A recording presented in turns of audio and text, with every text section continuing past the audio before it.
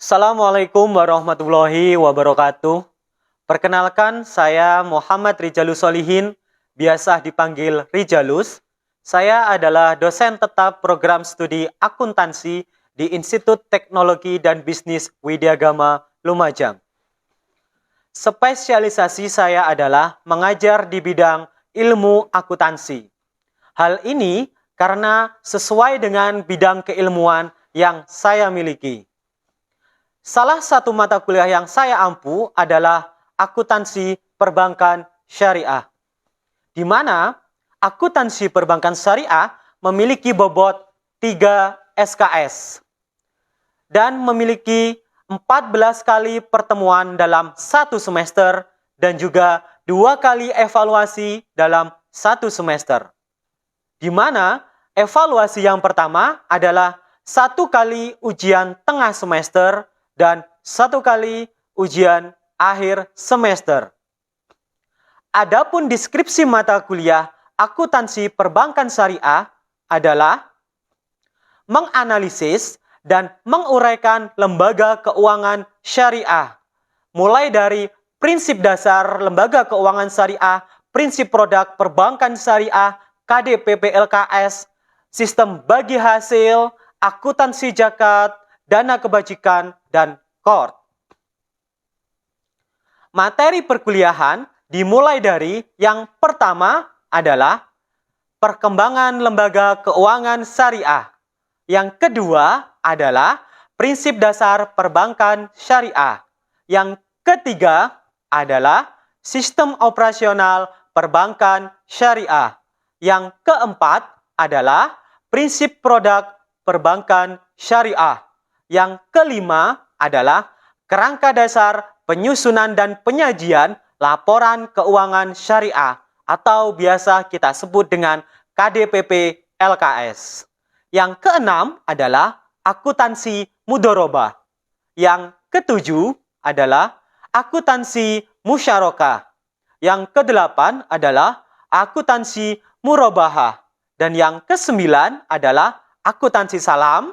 Yang kesepuluh akuntansi istisna, dan yang ke-11 adalah akuntansi ijaroh, dan yang ke-12 adalah perhitungan bagi hasil transaksi syariah, dan yang ke-13 adalah akuntansi zakat, dana kebajikan, dan KOR.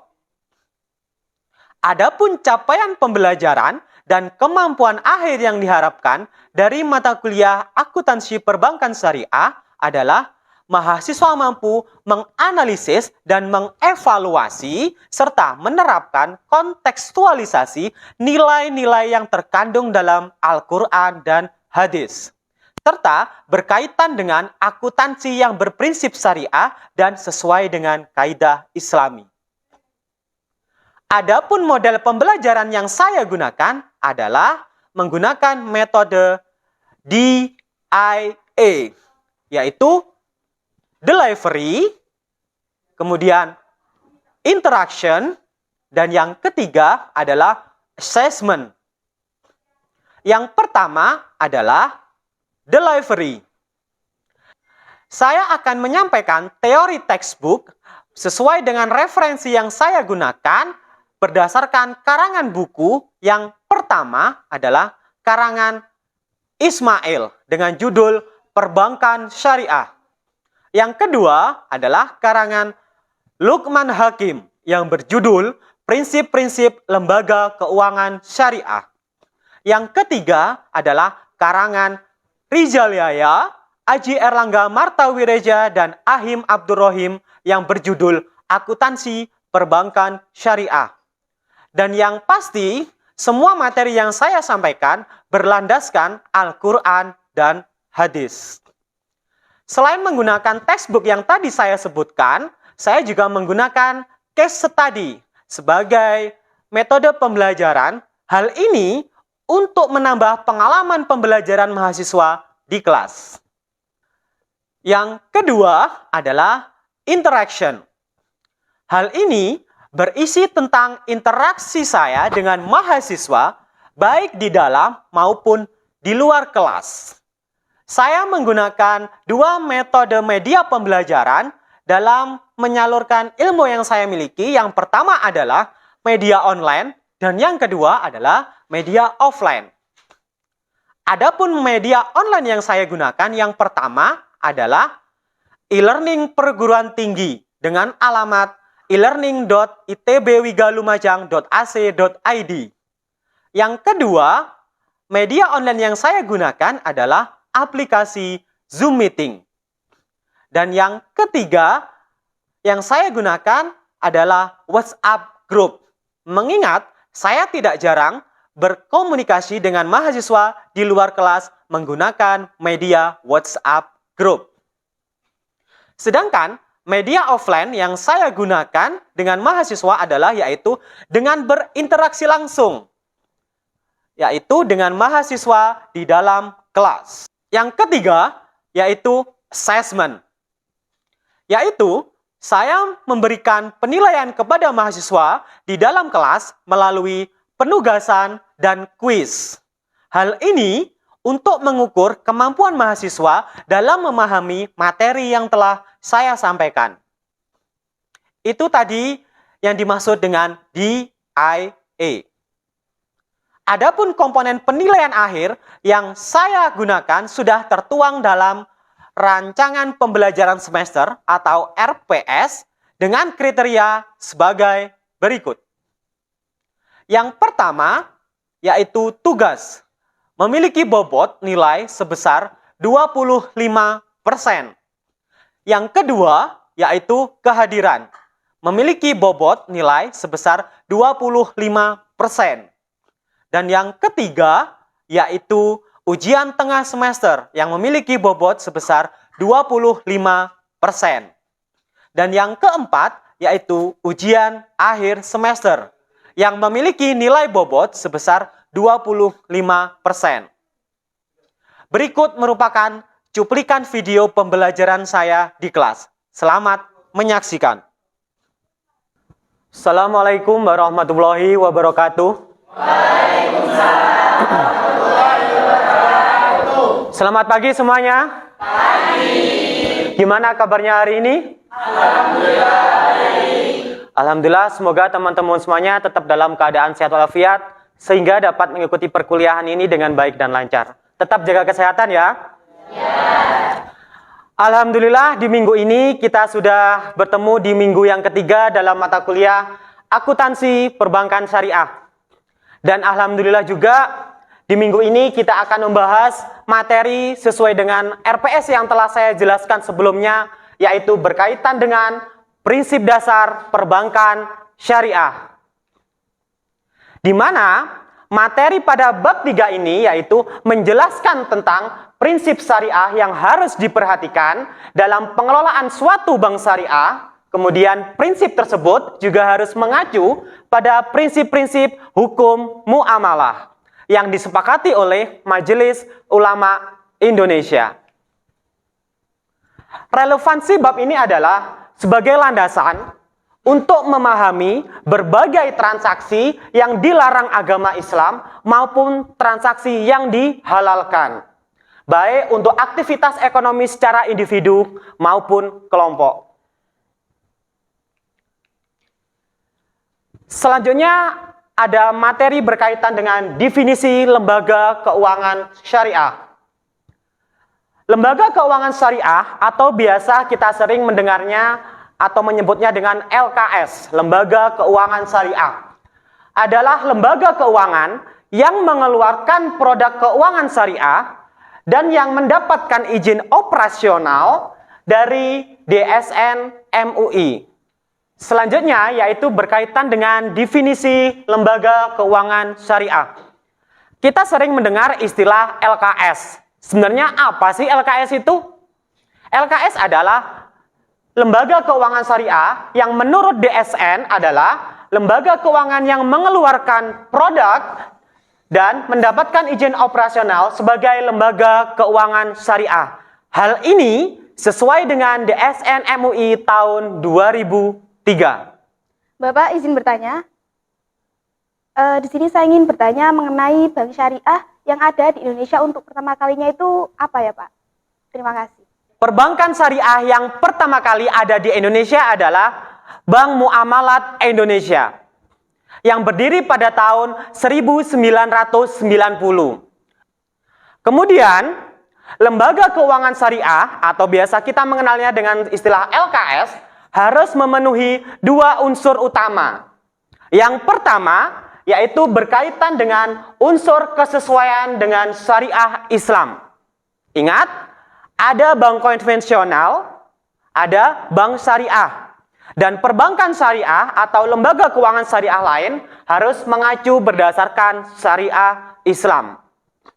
Yang kedua, yaitu unsur legalitas operasi sebagai lembaga keuangan. Jadi, semata-mata lembaga keuangan syariah itu tidak bisa berdiri sendiri tanpa adanya legalitas atau izin operasional dari pihak yang berwenang. Jadi harus ada surat izin kegiatan operasionalnya, baik dari MUI maupun lembaga keuangan syariah lain yang berwenang untuk mengeluarkan izin operasional. Saya Iqbal Rega, saya mau bertanya, saya pernah mendengar perihal dual banking system. Lalu apa sih Pak yang dimaksud dual banking system itu sendiri? Terima kasih. Yang dimaksud dengan istilah dual banking system adalah bahwa perbankan konvensional memiliki kewenangan untuk membuka layanan syariah. Makanya teman-teman sering mendengar istilah dari Bank Mandiri Syariah, Bank BRI Syariah, Bank BTN Syariah, dan perbankan syariah lain yang sebenarnya mereka adalah notabene adalah perbankan konvensional. Nah, dual banking system ini adalah bahwa pemerintah memberikan kewenangan kepada perbankan konvensional untuk menjalankan dua sistem perbankan, yaitu perbankan konvensional dan perbankan syariah. Jadi itu yang dimaksud dengan dual banking system. Hal ini tentunya sebelum dulu adanya Bank Syariah Indonesia. Ketika lembaga keuangan syariah itu harus sesuai dengan prinsip muamalah dan juga prinsip syariah, maka teman-teman wajib tahu hukum Islam atau hukum syariah yang wajib diterapkan. Nah, mungkin teman-teman ada yang bisa menjawab hukum Islam itu ada berapa sih sebenarnya? Nama saya Khairul Izal, saya akan menjawab hukum Islam. Hukum Islam itu ada 5, yakni wajib, sunnah, makruh, mubah, sama haram, Pak. Oke, jadi benar. Jadi hukum Islam itu ada 5. Teman-teman sebelum melakukan transaksi syariah, yang pertama adalah wajib tahu dari hukum Islam itu sendiri. Karena ini menjadi landasan utama ketika teman-teman melaksanakan transaksi syariah. Entah itu transaksi keuangan maupun non-keuangan. Prinsip dalam hukum muamalah pada dasarnya yang pertama adalah bentuk muamalah adalah mubah. Kecuali yang ditentukan oleh Al-Quran dan Al-Hadis.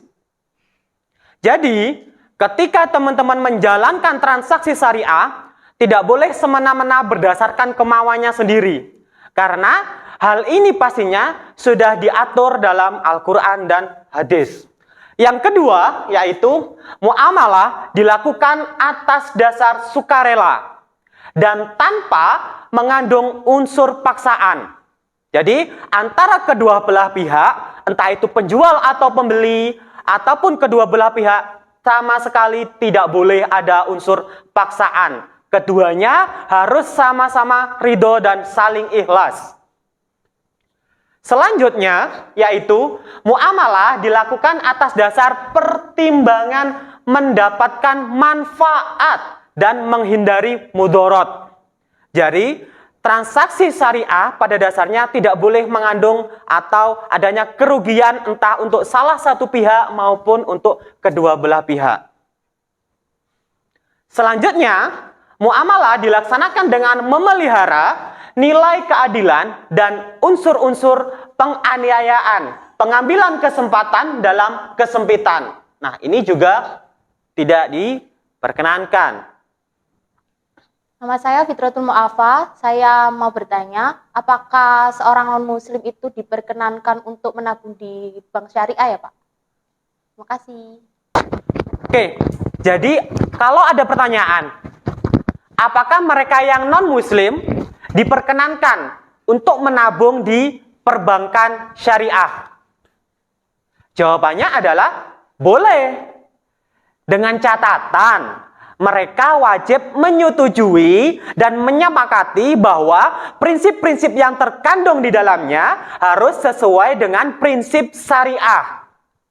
Jadi, mereka tidak boleh menentang ketika mungkin ada beberapa hal yang tidak mereka kehendaki. Karena pada dasarnya transaksi syariah harus berlandaskan kaidah-kaidah muamalah atau kaidah-kaidah syariah. Jadi tidak masalah, mereka yang mau muslim, non-muslim, silakan menabung di perbankan syariah. Tidak ada batasan mau kepercayaan mereka apa, selama mereka mau mengikuti prinsip yang sudah diterapkan oleh lembaga keuangan syariah itu sendiri.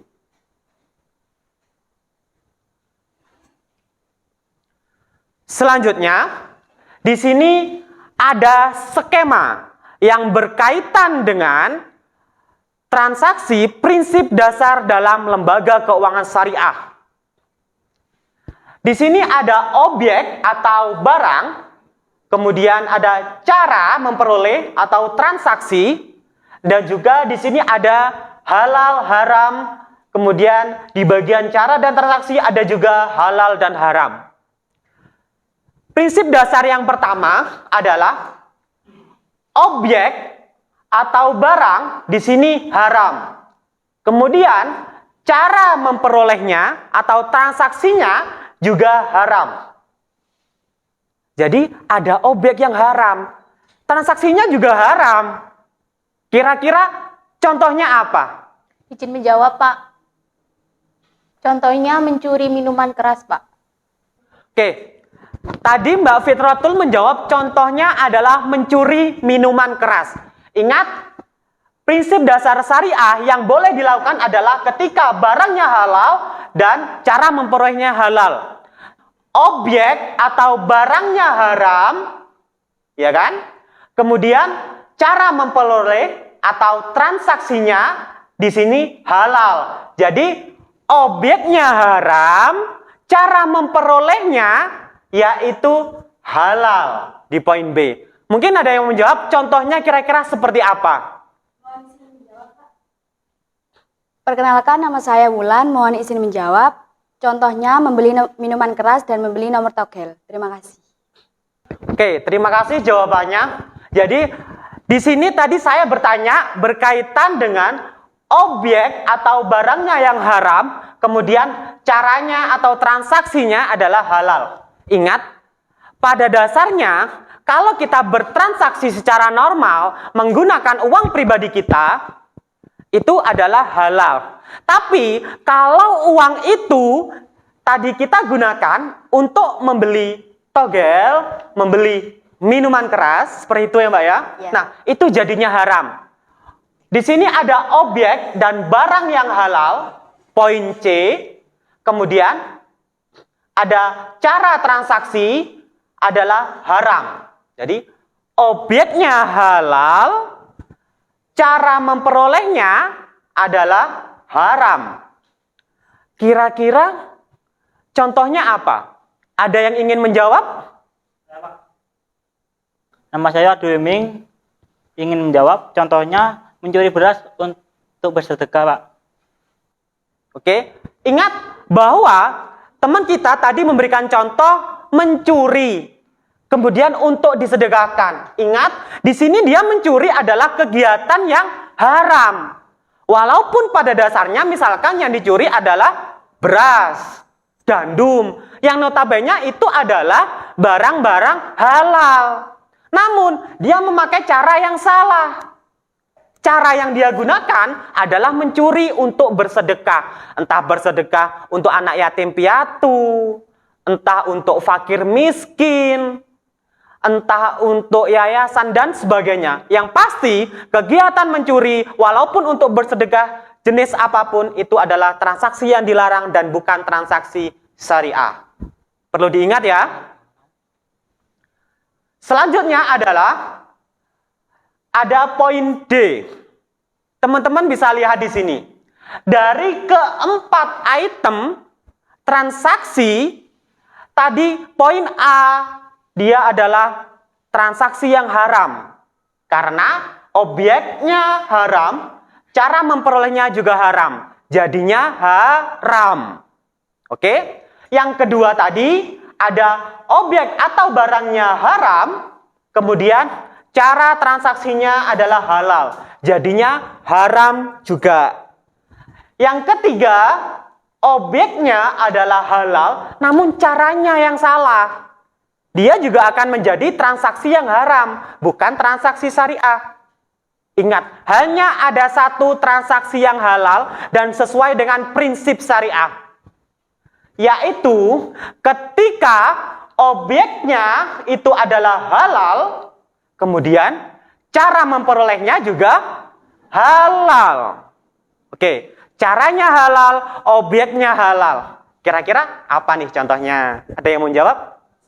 Perkenalkan, nama saya Fernando. Saya akan menjawab transaksi halal dan objek atau barangnya halal. Yaitu contohnya seperti membeli barang pokok dengan uang hasil kerja kita dan membeli pakaian dengan uang tabungan yang kita miliki. Terima kasih.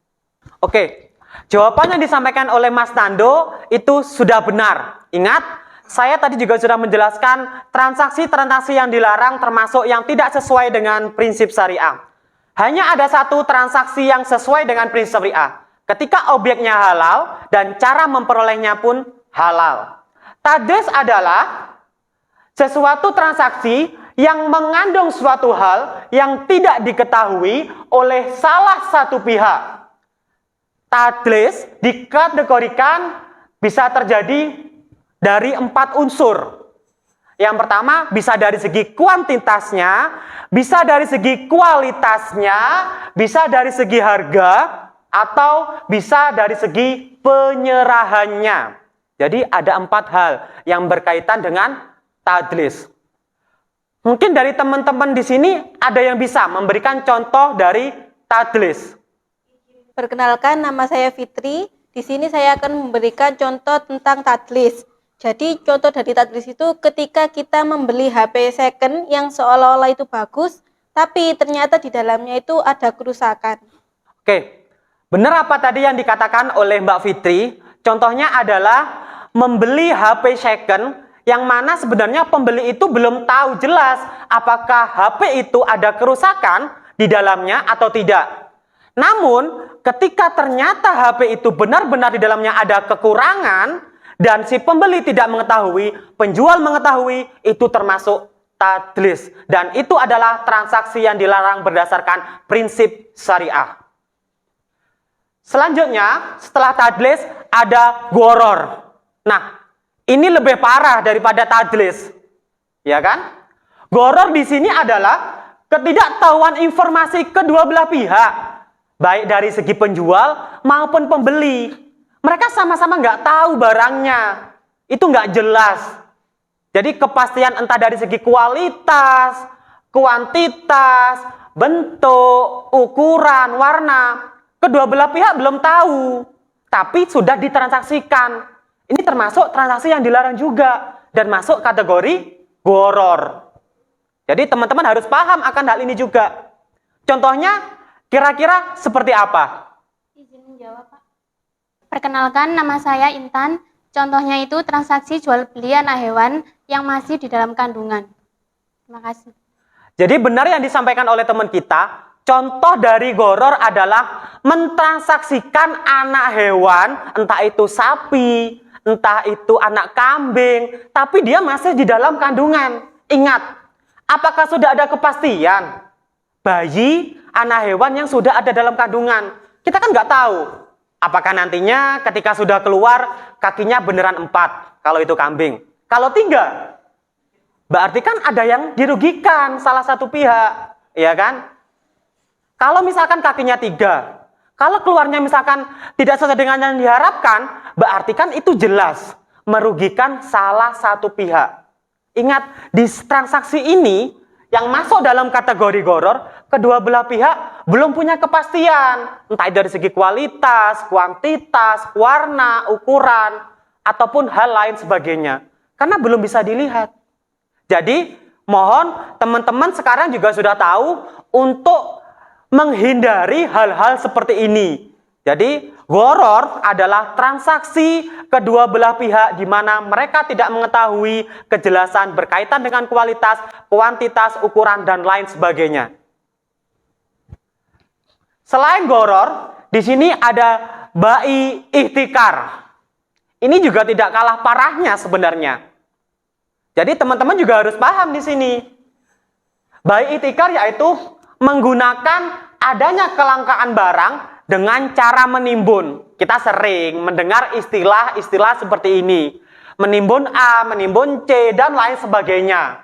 Dan biasanya ini akan dijual dan dikeluarkan ketika barang-barang tersebut mengalami kelangkaan. Seperti mungkin yang pernah kita alami beberapa tahun lalu. Ya kan? Atau setahun yang lalu lah, ya kan? Yaitu contohnya seperti masker. Ya kan? Dulu awal-awal pandemi COVID-19 kita sangat kesulitan untuk mencari masker. Padahal itu menjadi kebutuhan pokok hampir seluruh lapisan masyarakat. Tapi nyatanya apa? Kita membeli dengan harga di atas normal. Ya kan? Dan ternyata kalau kita baca berita banyak oknum-oknum yang menimbun masker tersebut.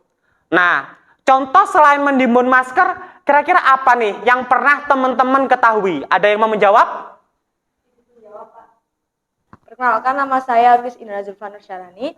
Di sini saya akan menjawab dari contoh bai ihtikar selain dari menimbun masker, yaitu terjadi kemarin, yaitu menimbun minyak goreng, di mana akan dijual harganya yang lebih tinggi karena terjadi kelangkaan. Selanjutnya, saya minta teman-teman membentuk kelompok untuk kemudian kita bisa berdiskusi bersama-sama berkaitan dengan apa yang akan saya sampaikan berikutnya. Silakan.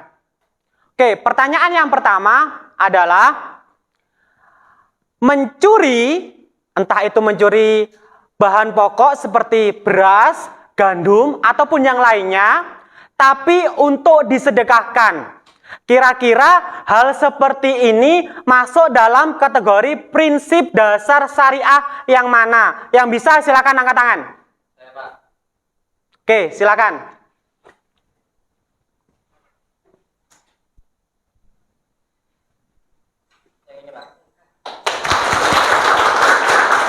Oke, terima kasih. Silakan kembali. Oke. Benar, dia masuk dalam kolom yang kedua dari atas. Karena mencuri merupakan hal yang haram walaupun yang dicuri adalah barang yang halal. Yang kedua, mencuri minuman keras digunakan untuk foya-foya bersama teman-teman. Kemudian dia juga mencuri uangnya. Kira-kira ini masuk dalam prinsip dasar syariah yang mana? Yang bisa silakan maju ke depan. Oke, silakan.